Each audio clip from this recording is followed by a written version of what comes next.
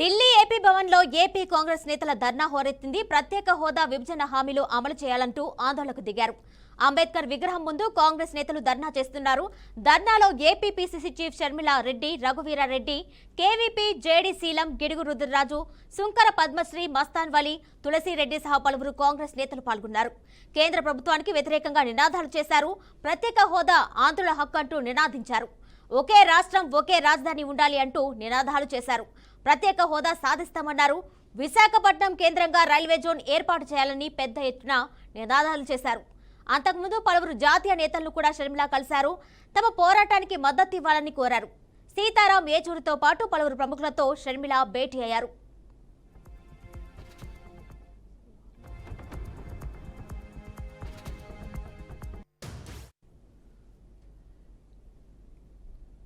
సార్థకమయ్యేది కదా మీరు ప్రత్యేక హోదా కోసం కొట్లాడుంటే. కనీసం ఒక్కసారైనా ప్రశ్నించారా? ఒక్కసారైనా మీరు కొట్లాడారా? ఒక్కసారైనా మీరు గొంతు విప్పారా? ప్రత్యేక హోదా ఎంత అవసరమో మీకు తెలిసి కూడా ప్రజల చేత మీరు ఓట్లేయించుకున్నారు అన్న ఇంగితం కూడా లేకుండా, కనీసం ఆ ప్రజలకు కనీస కృతజ్ఞతైనా లేకుండా మీ స్వలాభం కోసము ప్రజలను తాకట్టు పెట్టారంటే ఇంకా మీరు మిమ్మల్ని నాయకులు అని ఎలా అనుకోవాలి? మళ్ళీ చెప్తున్నా, ప్రత్యేక హోదా ఆంధ్ర రాష్ట్రానికి చాలా అవసరం. కాంగ్రెస్ పార్టీ ప్రత్యేక హోదా కోసం మొదటి నుంచి కొట్లాడుతూనే ఉంది. కోటి సంతకాలు సమకూర్చింది ప్రత్యేక హోదా కోసం కాంగ్రెస్ పార్టీ. ప్రతి సంవత్సరం బీజేపీ పార్టీ ప్రధానమంత్రికైనా, అటు హోంమంత్రికైనా, అటు ఫైనాన్స్ మినిస్టర్కైనా లెటర్లు ఇస్తూనే ఉన్నారు.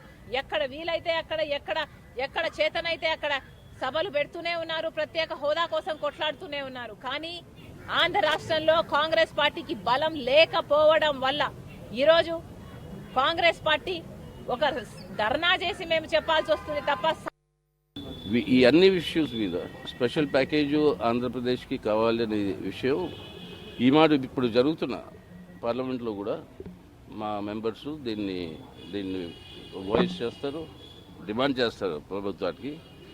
ఈ మోదీ గారు వచ్చినప్పుడే 2014లో అప్పుడు వాళ్ళు ఇచ్చిన హామీ 5 సంవత్సరాలు కాదు మీరు అడిగేది, 10 సంవత్సరాల వరకు మేము ఇస్తా ఉన్నారు. వాళ్ళే చెప్పిన మాట ఇది. కానీ దాని తర్వాత ఇప్పటి వరకు ఒక ముందడుగు వేయలేదు.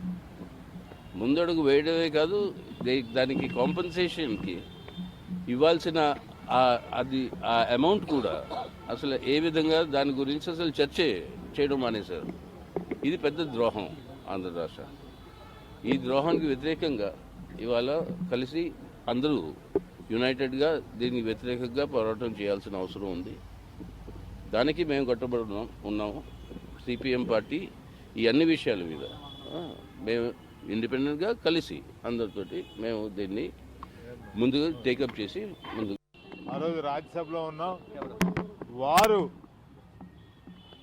వారికున్న ఇన్ఫ్లుయెన్స్ అంతా ఉపయోగించి వారు ఆ రోజు ఫోకస్డ్గా ఆంధ్రప్రదేశ్ డివైడెడ్ ఆంధ్రప్రదేశ్ జరగబోయే నష్టాలన్నింటినీ వారు ముందుగానే ఊహించి రెవెన్యూ డెఫిసిట్ ఒక్క సంవత్సరానికే కాకుండా ఆంధ్రప్రదేశ్ జరగబోయే నష్టాన్నంతటినీ కూడా పూరించాలి, స్పెషల్ కేటగిరీ స్టేటస్ ఇవ్వాలి అని చెప్తూనే మన్మోహన్ సింగ్ గారికి వారు చాలా ముఖ్యంగా ఉండేవారు. ఆ రోజుల్లో ఆంధ్రప్రదేశ్ విభజిత రాష్ట్రానికి జరగబోయే నష్టాలను పూరించడానికి ఏమేమి కావాలో అవన్నీ వారు